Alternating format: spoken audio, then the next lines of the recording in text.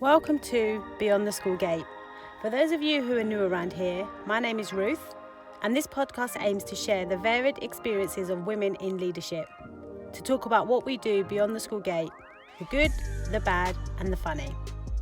So today's episode is actually being filmed from within my wardrobe, or within my closet, as some people might call it. The last couple of episodes, the introduction and episode 1 were recorded in the car. So it'll be interesting to see if you guys can hear a little bit of the sound difference. It just wasn't practical to set up everything that I needed to set up in the car each time. So I'm trying to record this within the closet and hoping that the clothes that are hanging up will kind of help with the sound. So bear with me. I am new to this, so trying to figure out, where's my comfortable space. So thanks for tuning back in. So today's episode is around women in leadership. As it always is, I hear you yell. And today we're going to be talking about women who don't have children and what my views on that are.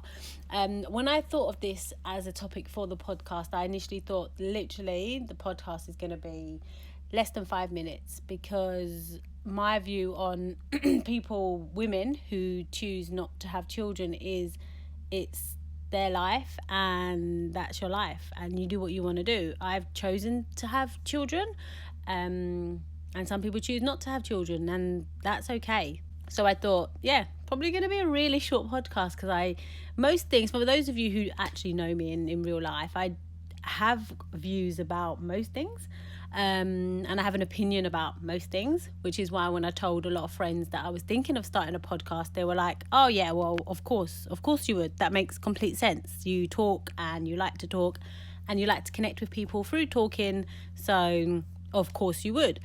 So the fact that my initial thoughts were that I don't really have much to talk about in regards to women who decide to not have children, I thought that's probably one of the podcast episodes I should do early on in the piece, because I'm kind of challenging myself to look beyond my initial thoughts of I don't have a view on this to actually I do have a view on this. And my view on women who choose not to have children is that we all live our life, right? When I grew up, I actually didn't want to have children. I remember when I first met Ahmed and we were 14 years old and we were in Kingsdale. Whoop, whoop, big up Kingsdale. Not that you should be thinking about that at 14, but I remember us early on in our relationship between the ages of 14 and 16 talking about families and what our house would be like and where we would want to live and all the things that were important to us. And I remember saying really early on, I actually don't want to have children. It's something I didn't want to do. I think talking to my friends and hearing my friends talk about their futures and what they thought their lives would look like. Every single one of my friends spoke about being a mom, having children, getting married, and they were never really aspirations that I had, I think. I just thought I'm actually happy with me and Ahmed. And you have to bear in mind, this was probably 14, 15 and 16-year-old Ruth. So what do you really know at 14, 15 or 16 about having kids and having a family? But I remember just feeling like, no, that's probably not for me, and that's okay. And I want to have a career and I want to do this and I want to do that and I want to travel. And I remember saying I want to live in a caravan. I remember saying to Ahmed, I want to live in a caravan, a really small house or a caravan, literally in the middle of the field, in the middle of nowhere, just me and him, and living our best lives. That was literally what I aspired to be and what I aspired to have. Obviously, living in a caravan and in the middle of the field, that dream did include us both working and going off to work during the day and then coming back to our little safe haven at night time. But never really wanted to have children. So I can understand to some extent, because I was a child when I was having these thoughts, people who choose not to have children. I'm not going to go into the topic of people who are maybe struggling to conceive, because look, I don't have any experience in that space, and I think it would be insensitive for me to talk about that, because I don't have experience in that space, and it's such a personal thing for people and a personal journey that people go on that I just don't think it would be fair. I can only talk to the topic of women who choose not to have children, in part because I did decide that I didn't want to have children early on in the piece. So that was my kind of initial thoughts. And then I met Ahmed, obviously, still had those thoughts. Then we moved to develop our relationship, etc. And then the doctor said, congratulations, you're pregnant. Actually, they didn't say congratulations, they just said you're pregnant, and then looked at me, waiting to see if I was happy or if I was not. And then it's almost like that was going to dictate what they said next. So I kind of stumbled into motherhood.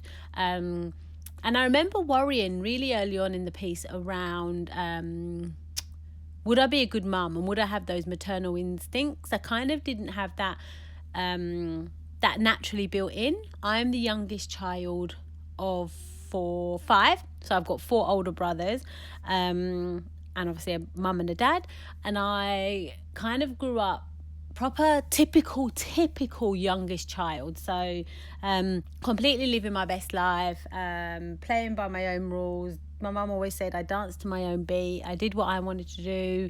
I was always outside the box thinker, kind of didn't conform, was always asking but why. So that was kind of my upbringing, if you like, and my formative years was around being the youngest child and not having not playing by the rules. So I never had that desire to take care of people or to look after people, and that included my own children. They say that you are a product of your environment, right? So now that I'm kind of thinking through this and talking through it with you guys, I wonder if the fact that I was a carer for my mum growing up actually also played into that. So I had a caring responsibility early on. Like, I can remember probably from the age of 5 doing things that other 5-year-olds weren't doing to care for their parent, their parent. My mum was disabled. She had her disability from as long as I can remember. Like, I don't remember a time, like I don't feel like it was an acquired disability later on in life. What she had was muscular dystrophy, and another condition, I can't remember the name of it, but it was a degenerative condition. So it got worse over time, where her muscles kind of shrank and shriveled up and she couldn't use parts of her body.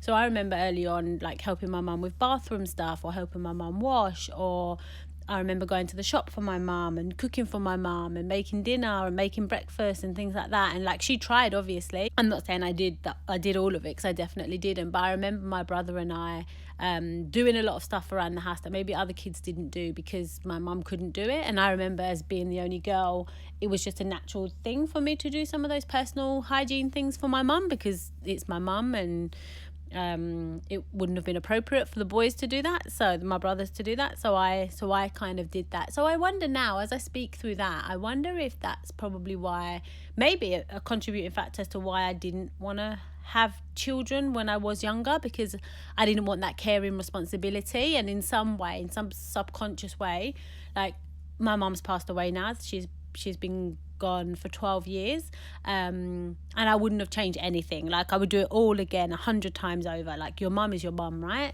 Like, closest person to me, like my heartbeat.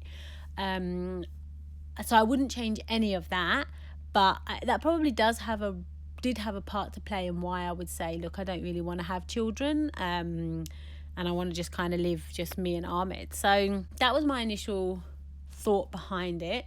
Found ourselves pregnant at 17, so that quickly changed. There was no question. We were pregnant at 17. We were about to become parents. That was a fact. And then I suppose at that stage, I remember being told in college that I should leave the course and I'm not really going to do much with my life, and wasn't in that blatant terms, but basically the tutor said, I'm, as in herself, I am 35 years old, I'm married, I've got a good job, and having a baby is going to be hard enough for me. You're 17, you're pregnant, you're not married, this is going to be really hard for you. Maybe you should leave the course, have your baby, focus on your baby, then come back in a few years' time. And I remember just leaving the office feeling like, oh no, hold up, wait a minute, who does she think she is? I don't think so. Not this one. And I remember like just frowning all the way home on the bus, like, is she okay? What? First of all, why would she say that? Because I'm sure teachers and tutors are supposed to be the ones that big you up and encourage you and support you and make reasonable adjustments in regards to the curriculum and your time in college and all of that stuff, if needs be. They're supposed to be there to support you and champion you, not there to talk you down and to get off the course.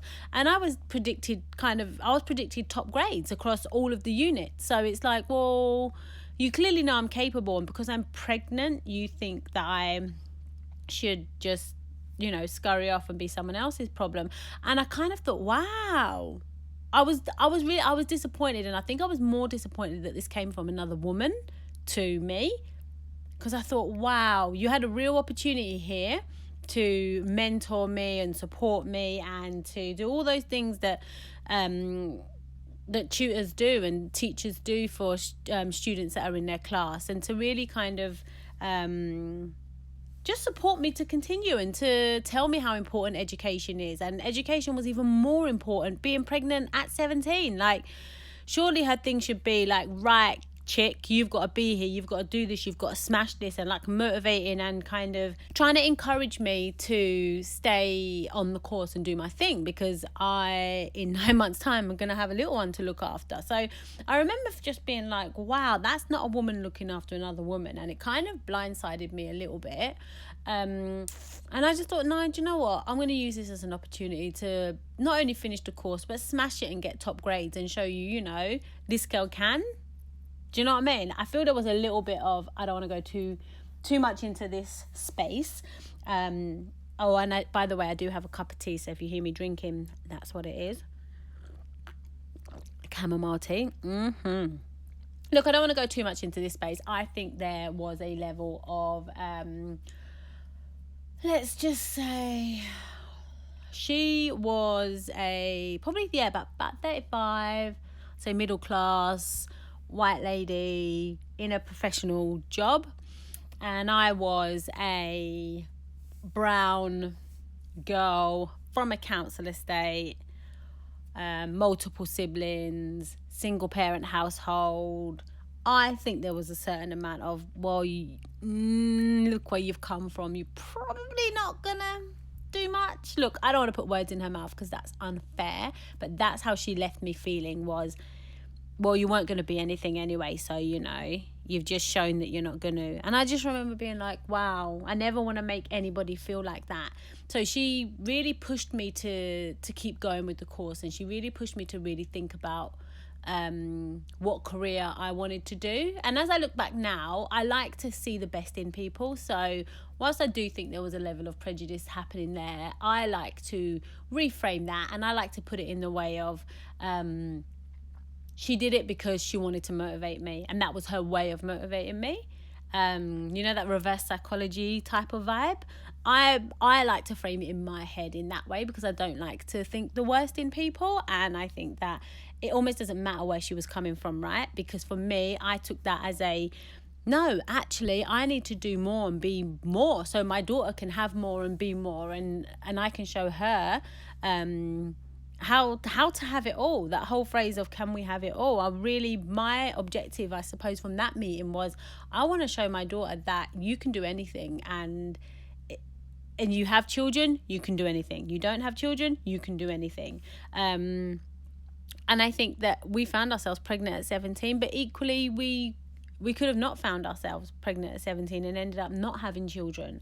I genuinely don't think that was an option for Ahmed. I think he always wanted to start a family. So that would have been an interesting crossroads to get to if we hadn't fallen pregnant at 17 and we kind of continued on into our 20s and 30s and hadn't had a child.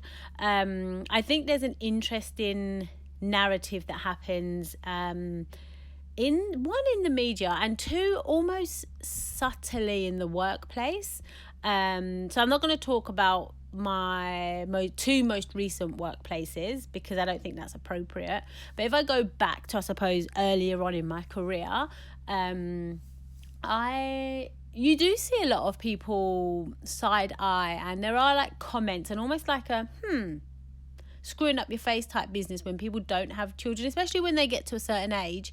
And I remember in the media, I think it was Theresa May when she was Prime Minister, when they were saying that she had an empty fruit bowl. They did like pictures in her house, like a press conference or something like that, and she had an empty fruit bowl, and it was around, how can a woman who doesn't have children run the country? It was just like, what? How random is that? The fact that somebody has decided not to have children has no bearing on their ability to be able to do their job. And equally, somebody, you hear at the other side, somebody who does have children, people making sly comments about, that person never does overtime, they always leave on time, and this and that. And it's like, well, there's swings and roundabouts, right? Like, I'm efficient. When I'm at work, I work, because you know what? I got babies at home. And when I say babies, I mean 20 and 12 years old. So, let's put that into context. But I work my backside off, and I'm super efficient with my time. And I also have very clear boundaries. So I think that with all the jobs I've had, I've traveled a lot. So my kids have sacrificed so much in regards to me being away from home, staying overnight, traveling, early mornings, late nights, that, do you know what? When I'm home, I'm home. I'm not one of those people that when I'm home, my kid's doing something and then I'm on the computer working, or I don't know, you're all sitting on the sofa in the evening watching a movie and then you're texting or you're doing emails. I'm not that type of chick. Yeah, there's times, especially now we're in lockdown in ACT. It's our second lockdown, as in our second stint. We had one in 2020 and now one in 21. And look, there's stuff that happens that you have to be texting and on your emails, and that's perfectly fine. More than happy to do that. Weekend just gone, I was on the email Saturday and Sunday, and into the evening, and text messaging, because you know what, that's what needed to be done, and that's okay. But I think there's that assumption that if you're not working all the hours God sends, then you're not serious about your career, you don't have goals, you don't have drive, you don't have aspiration. But then there's the other side of that, to be like, well, I equally don't waste time at work. And actually there's two colleagues that might probably say that I do, but whatevs. So do they waste time with me. They encourage me to waste time, but for the most part I don't waste time at work. I'm efficient. I try to look for efficiencies where I can. I do work really fast because I know I want to leave on time, because I want to get home, I want to get my job done and do a really good job, but I also want to get home to my kids and to my family and to my husband and to the podcast and to our YouTube channel and to all the things that make me who I am. Is not just my work. Whilst I do give my all to my work, I am not just my 9 to 5. I'm also my 5 to 9, and I'm also my family, and I'm also so many other things. So I think there's loads of, I suppose, trails and rabbit warrens that you can kind of take this topic down. But for me, ultimately, it just comes back to everybody has a choice. And I think if it's my body and I choose not to have children, nobody else really can have an opinion or a view on that. Like, it's really not anyone else's business. And why would somebody care? Like, I've got a couple of guest lines up for the podcast. One has chosen not to have children, and the other three don't have children. And look, I'm not going to expose anybody's business because that's not my story to tell, if you know what I mean. But if it comes up on the podcast and they're willing to share it and they're happy to share it, we can talk through some of their rationales and their reasoning. But why would I judge? What does that do for me? Like, it literally does nothing for me. It doesn't help me. It doesn't help them. It doesn't help our friendship. It doesn't help our relationship. Like, why judge? If people don't want to have children, then they don't want to have children. Like, it's really, like, I struggle with topics like this because it's really not anyone else's business.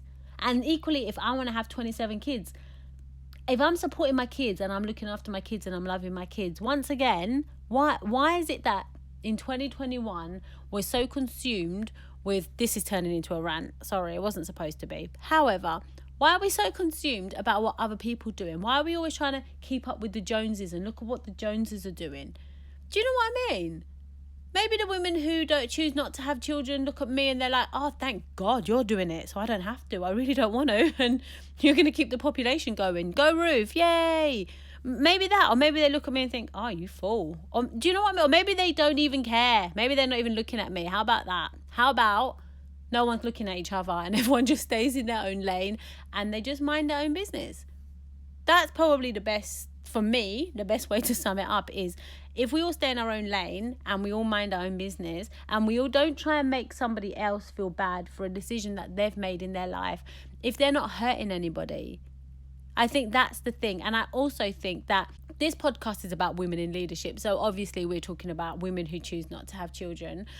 And I think there's a lot of narrative around that in the media. I think there's a lot of narrative around that in regards to just mums in general and women in general, those who are not mums as well. Or a different type of mum, a stepmom, or there's all kinds of ways to become parents, right? So this is all based around women. However, I wonder if there's an equivalent podcast where we talk about men who choose not to have children. Not once have I seen a male's ability to be able to do his job, to run the country, to perform surgery, any of those things questioned in regards to the fact that he has children. Like, it's wild. It's actually wild to think that we've come so far, right, as women and women in leadership and parents and just a community in general. But there's still such a long way to go, because we don't talk about men who choose not to have children, really. Well, if that conversation is happening, maybe I'm not plugged into that, because I'm not seeing anything. I'm not seeing David Cameron, I don't know, get questioned. I don't know if he's got kids, but let's say for the purpose of this podcast, he doesn't. You wouldn't hear them say, oh, well, can he really run the country? He hasn't been a dad. Oh, not shown his ability. And the same thing links into fashion. And I'm going off on a right old tangent here, but it really grinds my gears. I remember, again, I think it must have been The Sun, but then there you go, The Sun newspaper, that speaks volumes as to kind of, the level you're working with here, people. But I remember they compared Theresa May and Nicola Sturgeon's shoes, and they were comparing who had the best legs, and they were comparing who had the best shoes. Not talking about the fact that they were sorting out the Brexit deal, and they had, I think, Nicola had come to the UK to talk about Brexit and what that meant, and all of that stuff. The whole front page was around who had the best legs and who had the best shoes. What? Really? Wow. Again, we're coming down to women and women's looks and women's bodies and what women choose to do with their bodies. They've chosen to wear bright colour shoes or high heels. Why does that matter? It's about how they work and about what they do for the country and about the difference that they make and about how they hold themselves, and all of those things, all of the things that we would look to male leaders for is exactly the same thing. And I think it's really frustrating that still happens. But then it leads you full circle, because then you have to have a look at who's in control of the newspapers and who chooses what story makes the front page, right? It's the same with kind of gun and knife crime in the UK and the portrayal of black males being aggressive. If you look at who's choosing what goes on the front page of the newspaper, it's a specific story that people are trying to paint. So it all links into that, and you can call me a conspiracy theorist or whatever. But I think it all links into who's making those decisions and those wider type questions. But look, from my perspective, women who choose not to have children, live your best life. Women who choose to have children, live your best life. Women who choose to do something in the middle or outside or whatever, live your best life. Like, I'm not here to judge. I just think everybody should just live their life how they want to live it. And I think that everybody has something to bring to the table, and I think that everybody has something to offer, and I think that we just need to get to a position where we can learn to respect other people and not always push our views. That's the thing that I want to say, actually. That's my message. That's my final thought, like Jerry Springer used to say back in the day, is let's get to a point where people can just live their own life and we don't judge other people. And that's it. Just go live your life and be nice and be kind, and don't interfere where you don't need to interfere, because it's nothing to do with you. I think we're in a culture now where everybody feels they have to have a view on everything, and you actually don't. You actually don't. I'm not going to say social media means that people feel that they have to have a view about this and that and the other. Like, I'm not going to go there. But I think we need to realise that we don't always have to have a view, and we don't always have to have something to say either. Like, you see it all the time where people talk because they want to talk, but they actually don't have anything to say. Sometimes don't talk. Sometimes it's okay to not have a view or an opinion on something, or sometimes it's okay to keep that to yourself. I think we're living in a culture now where everybody feels they have to give a running commentary on everything they see, experience, or feel. We actually don't.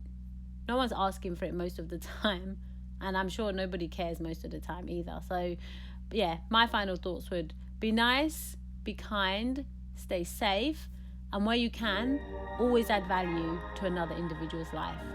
Thanks for listening. I've been Ruth Jallow, and I'll see you on the next one. Goodbye.